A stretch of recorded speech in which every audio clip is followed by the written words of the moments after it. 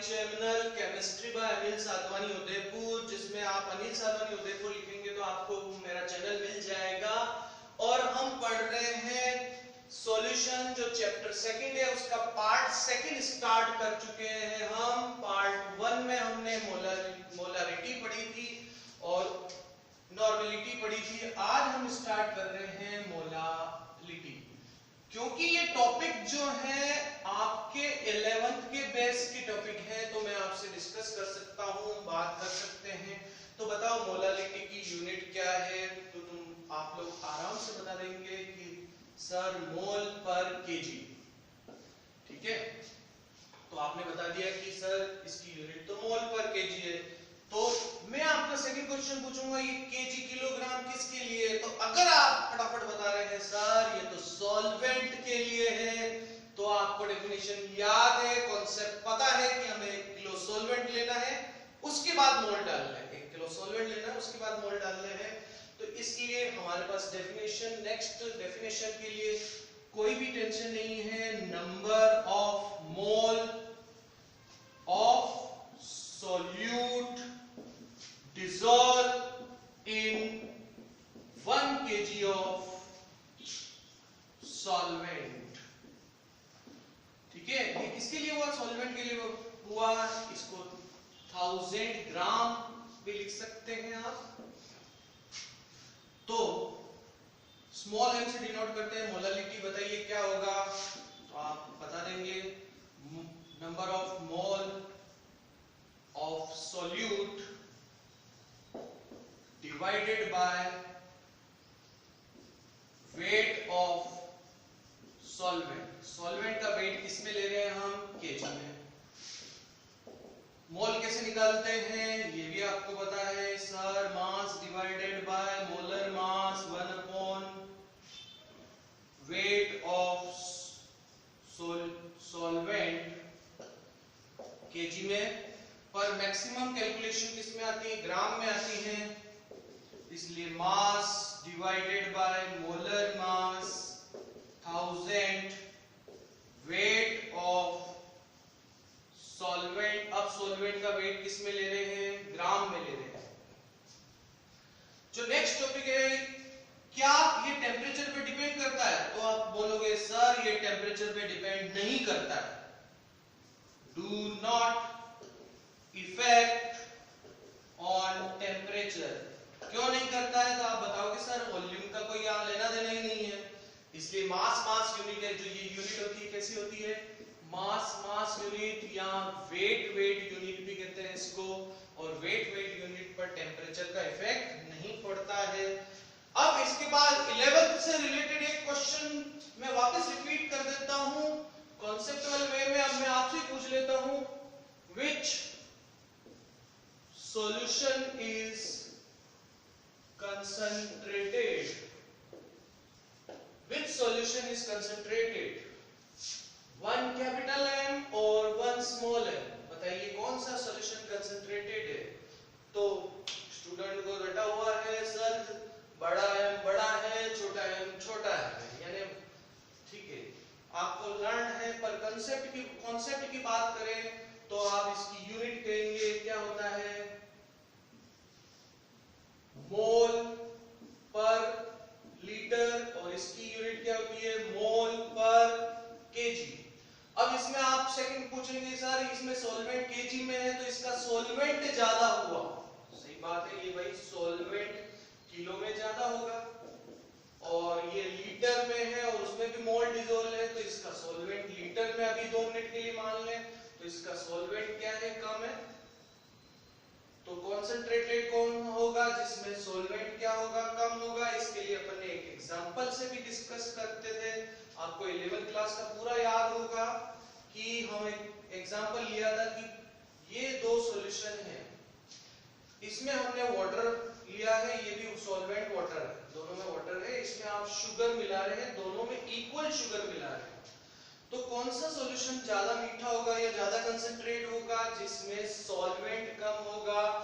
तो अब आप जवाब देंगे कि सर इसका सॉल्वेंट लीटर में भी है जिसमें मोल भी है, और ये जो सॉल्वेंट है जिसमें सॉल्वेंट ज्यादा है, जिसमें सॉल्वेंट ज्यादा होगी उसकी कंसंट्रेशन कम होगी, तो capital M, one capital M is more concentrated than one small m।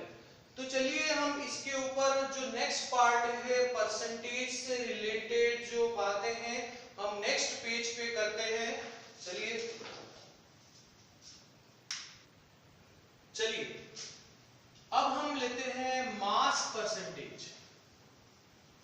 क्या ले रहे हैं हम? Mass percentage.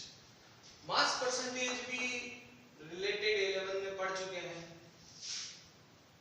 Mass of solute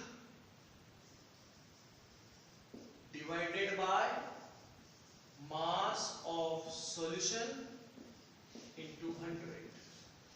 ठीक है, इसको हम ऐसे डिनोट करते थे WB WA plus WB into 100। ठीक है, इसके बाद आपका जो नेक्स्ट पॉइंट आता है ये आता है PPM। इसको आप बताइए क्या बोलते हैं? पार्ट पर मिलियन। और मिलियन का मतलब होता है 10 की पावर 6। तो चेंज क्या हो जाएगा यहाँ पे? 10 की पावर 6 हो जाएगा बस। Mass of solute divided by mass of solution. Solution का मास सॉल्यूट सॉल्वेंट मिला के यहाँ क्या आ जाएगा? 10 पावर 6। हमने 10 पावर 6 क्यों कर दिया? ये मिलियन में हो गया इसलिए 10 पावर 6 कर दिया। इसी तरह से अब इसका थोड़ा सा कॉन्सेप्चुअल बात करते हैं कि जैसे 15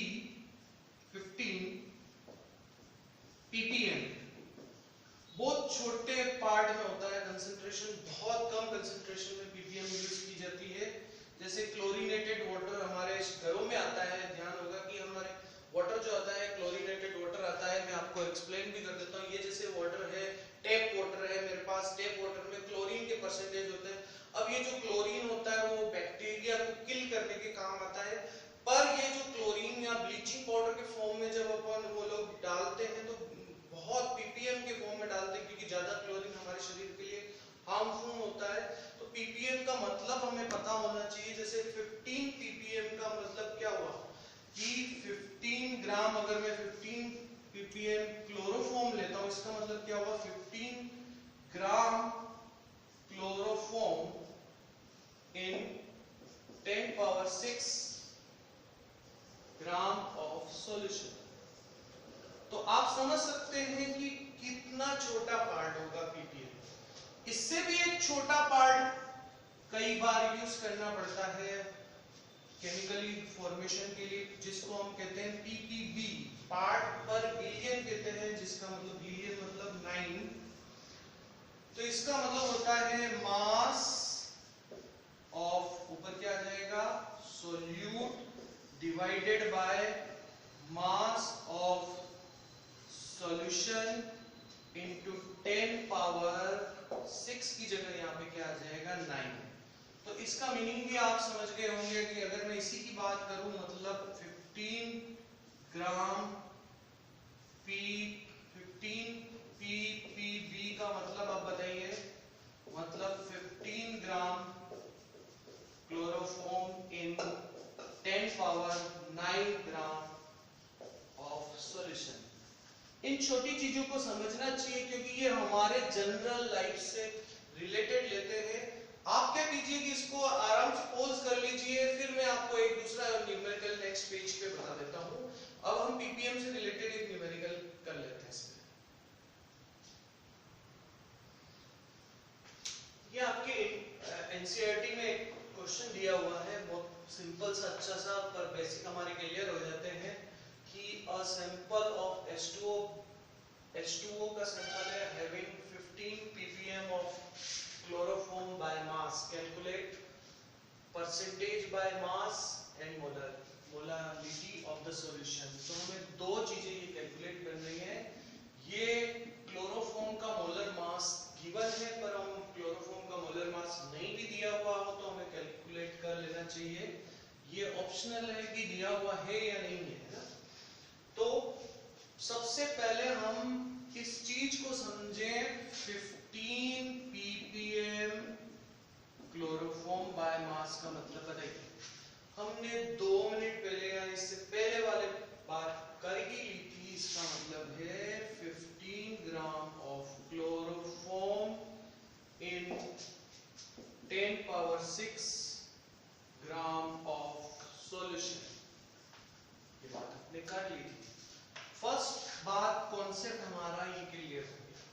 सेकंड, क्योंकि हमें मोलालिटी भी निकालनी है तो वेट ऑफ सॉल्वेंट निकालना पड़ता है।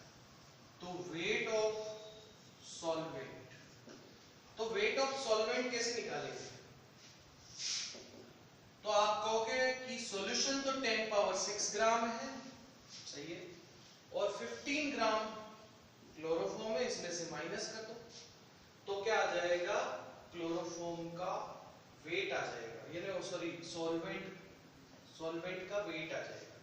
पर 1 मिलियन में से 15 रुपए का लेने देने में से क्या फर्क पड़ जाएगा? 1 मिलियन है, कोई 15 रुपए रह जाए तो 1 मिलियन कितना हो जाएगा? कोई फर्क नहीं पड़ता है। तो इसको मैं 10 पावर 6 ग्राम ही मान लेता हूं, ऑलमोस्ट इक्वल टू 10 पावर 6 ग्राम ले लेते हैं। अब नेक्स्ट फर्स्ट जो इसका टॉपिक है, मास परसेंटेज कैलकुलेट कर देते हैं। बताइए मास परसेंटेज कैसे कैलकुलेट करते हैं?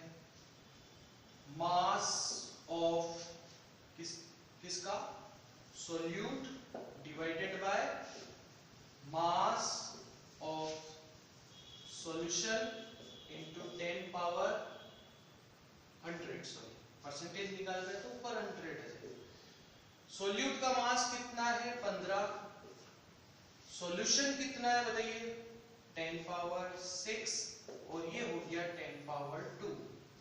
तो इसको ऊपर ले जाएंगे तो आपके पास आ जाएगा 15 इंटू 10 पावर 2 माइनस 6, ये आ जाएगा 15 इंटू 10 पावर माइनस 4। ये आपके पास इसके क्या आ जाएंगे? Mass percentage. ठीक है, तो इस तरह से हमने इसका ए पार्ट कर लिया है, क्या निकाल लिया है? Mass percentage. मास परसेंटेज निकालने के बाद हम आ रहे हैं नेक्स्ट इसका बी पार्ट, जिसमें हम इस सॉल्यूशन की क्या निकाल रहे हैं? मोलालिटी। मोलालिटी के लिए फॉर्मूला आपको पता है, mass divided by molar mass 1000 upon weight of solvent. हमने सॉल्वेंट का वेट निकाल रखा है, जिसको हमने 10 पावर 6 ही मान लिया था। अब बताइए मास कितना है? क्लोरोफॉर्म का मास हो गया 15। मोलर मास क्लोरोफॉर्म का 119.5 1000। वेट कितना है? वेट ऑफ ये है आपका 10 पावर 6, तो ये आया 15 119, ये 10 पावर 3 मान लोगे, ये 10 पावर 6, ये ऊपर चला गया 15 119.5 इंटू 10 पावर 3 माइनस 6। मैंने इसको कैलकुलेट कर रखा है, ये है 1.3 इंटू 10 पावर 4 माइनस 4। इस तरह से हमारे पास क्या मिल गई? इसकी मोलालिटी। मोलालिटी को m लिख सकते हैं। अच्छा, इसकी यूनिट बताइए, मोल पर केजी। बच्चों इसको क्या कर लीजिए, आप पूरा एक बार लिख लीजिए।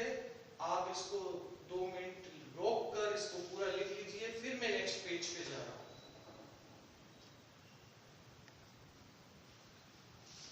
देखिए अभी तक जो पढ़ा उसमें मैं 2 न्यूमेरिकल बताऊंगा, जिसमें आपकी मैक्सिमम कॉन्सेप्ट क्लियर हो जाएंगे कि if the solubility product of cuprous sulfide is 6 into 10 power minus 16, calculate the maximum molarity।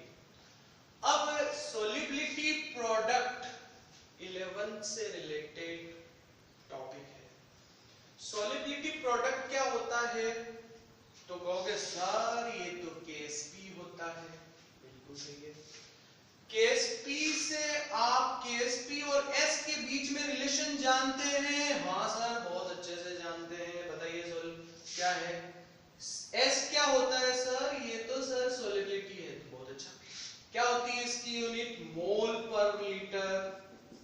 ठीक है, तो मैंने आपसे पहले क्वेश्चन पूछा सोलिबिलिटी प्रोडक्ट क्या है, तो आपने कहा सर KSP होता है। और क्या KSP और S निकाल सकते हैं? हाँ, इन दोनों के बीच में रिलेशन होता है। S क्या होता है? सॉल्युबिलिटी, और इसकी यूनिट क्या होती है? मोल पर लीटर। अगर आपको मोल पर लीटर आ गया तो इसका मतलब क्या हो गया? मोलारिटी पता पड़ गई, क्योंकि जितना डिसॉल्व होगा वो उसकी मैक्सिमम मोलारिटी होगी। तो आप एक चीज ध्यान रखिए, जितनी ज्यादा जो सॉल्युबिलिटी होगी वो मैक्सिमम मोलारिटी के बराबर होगी। तो सॉल्युबिलिटी निकाल ली आपने, तो इसका फॉर्मूला क्या है, तो एक बार मैं आपको वापस याद करा देता हूं। इसका फॉर्मूला क्या था, S is equal to KSP, x की पावर x, y की power y, 1 upon x plus y। तो हम इससे सॉल्युबिलिटी निकाल लेते हैं। अगर अपने पास KSP है तो KSP ये दिया हुआ है, इससे आप सॉल्युबिलिटी निकाल लेंगे। वापस याद कर लीजिए, बहुत 2 मिनट में याद हो जाएगा। x is equal to KSP, x की पावर x, y की power y, 1 upon x plus y।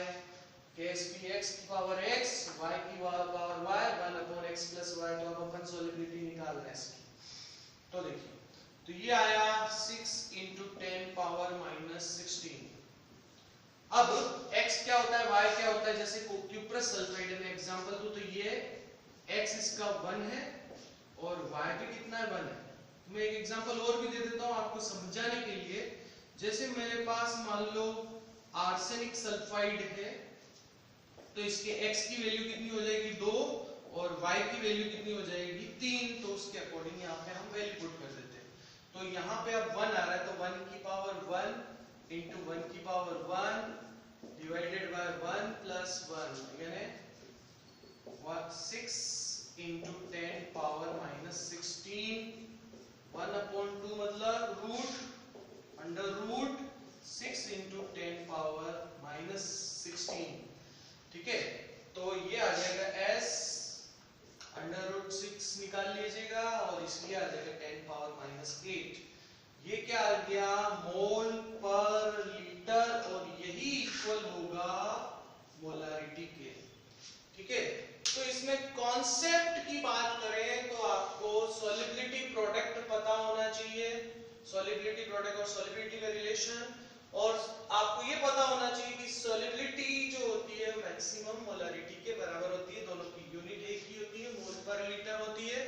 एक छोटा सा न्यूमेरिकल जो कि 11th बेस भी है, एक क्वेश्चन एनसीईआरटी में 2.5 वाला वो ले लेते हैं। ये पूरे सारे जो कॉन्सेप्ट अभी अपन पढ़ रहे थे दो लेक्चर के, उस सारी बातों को क्लियर कर देगा। इसमें molarity, molality, molarity, mole fraction KI का निकालना है, परसेंटेज बाय मास गिवन है।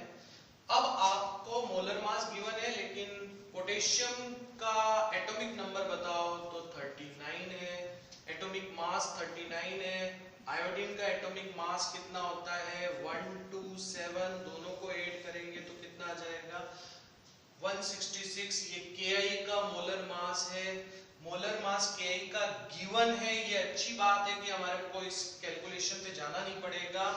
अब परसेंटेज बाय मास का मतलब क्या है, 20% KI का मीनिंग अब यहाँ क्या होगा, 20 gram of KI in 100 gram of solution. तो सॉल्यूशन कितना है आपके पास, 100 ग्राम है। ये बहुत अच्छी बात है, ये बात आपको समझ में आ गई, तो कॉन्सेप्ट आपका समझ में आने लग गया है। अब हम क्या वेट ऑफ सॉल्वेंट निकाल सकते हैं, यहां से निकाल सकते हैं। 100 में से माइनस कर दो 20 को, कितना आया, 80 ग्राम। अब आप मोलारिटी को बहुत आराम से निकाल देंगे। हमारे पास मोलारिटी के लिए डायरेक्ट फॉर्मूला भी लगा सकते हैं, percentage into density into 10 divided by molar मास करके, परसेंटेज कितना है 20, ठीक है, इनटू डेंसिटी 1.2 गिवन है, और 10 इसका मोलर मास आपके पास 166 है। मैंने इसको कैलकुलेट कर रखा है और इसकी वैल्यू आ रही है आपकी 1.4 मोल पर लीटर। ठीक है, तो हम कैलकुलेशन पार्ट ये सिंपल सा, इसके कैलकुलेशन में टाइम वेस्ट नहीं करने वाले हैं। इसके बाद जो ले रहे हैं हम ले सकते हैं मोलालिटी। मोलालिटी निकालने के लिए क्या है formula, mass divided by molar mass 1000 upon weight of solvent, किसमें, ग्राम में। ग्राम के लिए अक्सर फॉर्मूला ग्राम के लिए आएगा। ठीक है, तो आप मास कितना है 20 ग्राम KI का, मोलर मास 166 है, 1000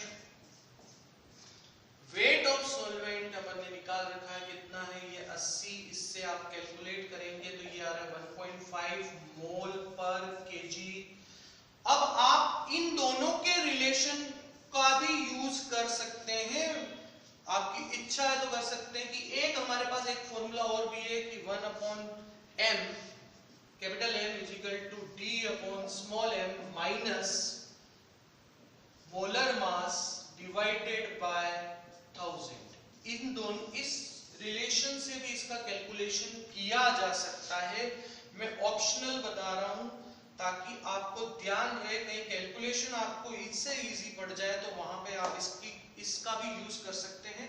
अब हमारा एक पार्ट इसका रह गया मोल फ्रैक्शन, पर इसको आप क्या कर दीजिए, इसका स्क्रीनशॉट ले लीजिए, तो मैं इसका next part mole fraction KI का निकाल लेते हैं।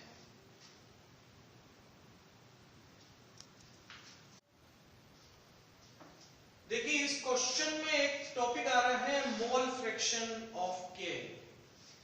ये 11th से रिलेटेड है मोल फ्रैक्शन, पर मैं आपको केवल इस पार्ट को मैं लास्ट में सोल्व करूंगा। पहले आपको मोल फ्रैक्शन को एक्सप्लेन कर जाता हूं कि मोल फ्रैक्शन क्या होता है, फिर उसके बाद एक और न्यूमेरिकल ले लेंगे, ठीक है, उसके बाद वीडियो को खत्म करेंगे ताकि हमारे सारे कॉन्सेप्ट यहां तक के जो बेसिक कॉन्सेप्ट है वो अच्छे से हो जाए, वो समझ में आ जाए।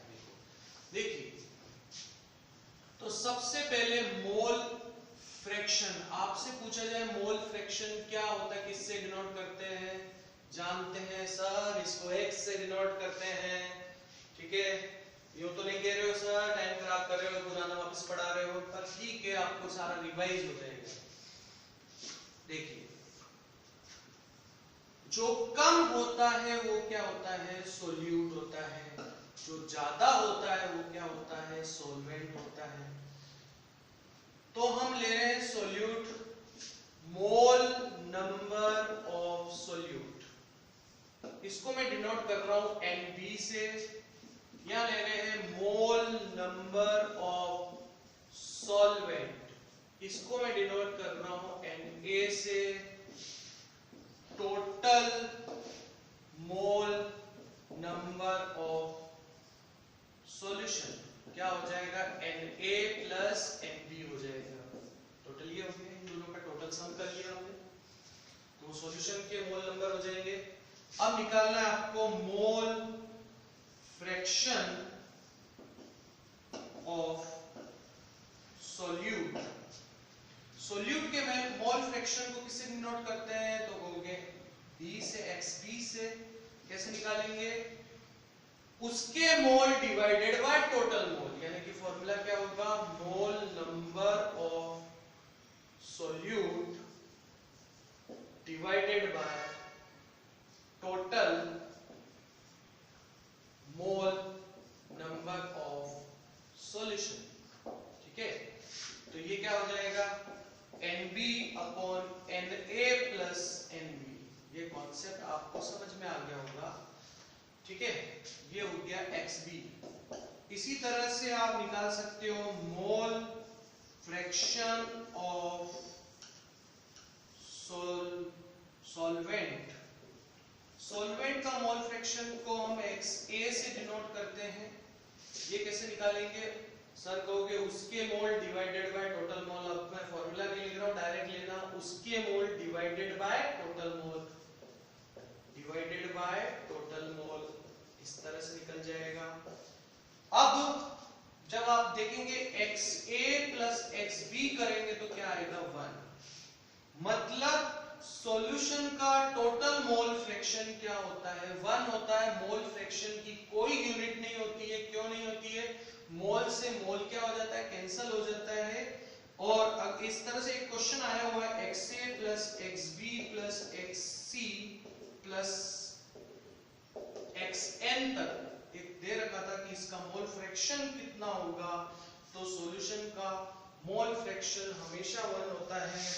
तो मैं लिख ही देता हूं, total mole fraction of solution is always 1। इससे ऊपर फ्रैक्शन वो भी लिख सकता है, ये मैथमेटिक्स पार्ट आप समझते हैं। अब हम इससे रिलेटेड जो क्वेश्चन आपका रह गया था उस पार्ट पे आते हैं।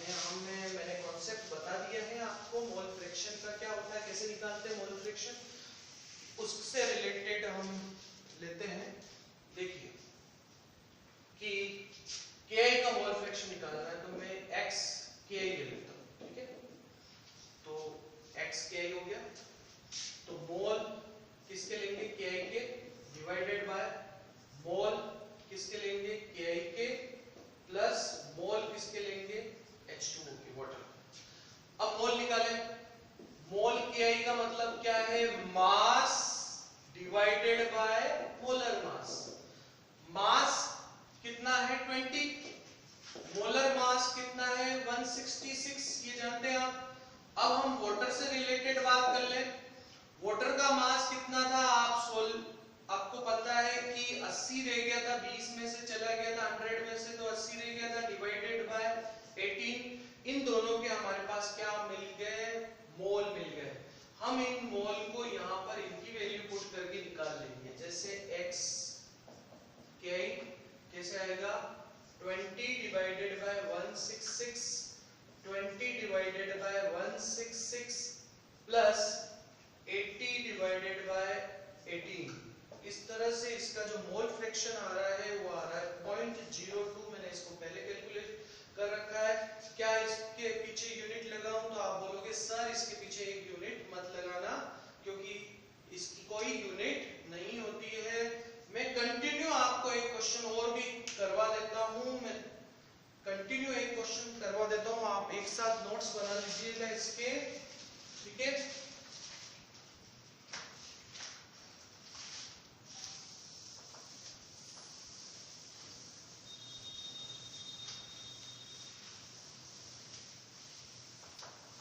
जैसे कि एक सॉल्यूशन दे रखा है आपके पास 46 ग्राम इथेनॉल है और 36 ग्राम यहां पर वाटर है और लास्ट 17 ग्राम यहां पर अमोनिया है। तो ये तीनों है, तो यहां पर आपको इनके क्या निकालने हैं, मोल फ्रैक्शन। और इससे मैं ये भी प्रूव करूंगा कि सॉल्यूशन का टोटल मोल फ्रैक्शन कितना होता है 1। तो कॉन्सेप्ट की बात स्टार्ट करें कि जब क्वेश्चन आया मोल फ्रैक्शन, तो हम जब सोचना स्टार्ट करेंगे वो कहां से सोचना स्टार्ट करेंगे, कि मोल से सोचना स्टार्ट करेंगे कि हमें मोल निकालना है। तो मोल कैसे निकालते हैं बताओ, मास डिवाइडेड बाय मोलर मास। तो पहला काम स्टार्ट कर दीजिए, सबके मोल निकाल लेते हैं। मोल इथेनॉल, तो फॉर्मूला आपको एक बार मैं लिख देता हूं, mass divided by molar mass. Mass 46 है, मोलर मास भी इसका निकालेंगे तो 46 आएगा, तो ये क्या आया 1 मोल। इसी तरह से mole of H2O, mass divided by molar mass 36 divided by 18, ये कितना आ रहा है 2 मोल आ रहा है। और फिर निकाल रहे हैं अमोनिया के मोल। अमोनिया के मोल कैसे निकालोगे, 17 डिवाइडेड बाय इसका मोलर मास भी 17 है, 1 मोल। तो थर्ड स्टेप में टोटल मोल निकालोगे, कितने आ रहे हैं, ये आ रहे हैं 4 मोल आ रहे हैं, ठीक है। अब मुझे निकालना है मोल फ्रैक्शन ऑफ इथेनॉल, तो उसके मोल, ठीक है, इथेनॉल के मोल कितने 1 डिवाइडेड बाय टोटल मोल। ये क्या है अपने टोटल मोल ऑफ सॉल्यूशन, तो 1/4 मतलब पॉइंट कितना हुआ 25। इसके बाद आते हैं H2O के लिए, उसके मोल कितने हैं 2 और टोटल कितने हैं 2/4। इस तरह से आया 0.5 मिला हमें। इस तरह से आपने मोल निकाला किसका, अमोनिया का। अमोनिया के लिए कैसे रहेगा 1/4 मतलब 0.25, तो टोटल मोल सॉल्यूशन का कितना हो गया 1। तो इस तरह से हमने ये भी प्रूव कर दिया कि total mole fraction of solution is always 1। तो ये आपकी आज के कॉन्सेप्ट की बात थी, जो 11th और 12th का मिक्स करके जितने भी कॉन्सेप्ट थे वो मैंने बताए हैं। इसके बाद हम इससे रिलेटेड जो इम्पोर्टेंट क्वालिटेटिव प्रॉपर्टी या दूसरी बात है वो इस सॉल्यूशन में स्टार्ट करेंगे। Thank you very much. आज का लेक्चर अपन यहीं पे रख रहे हैं, ठीक है। Thank you very very much.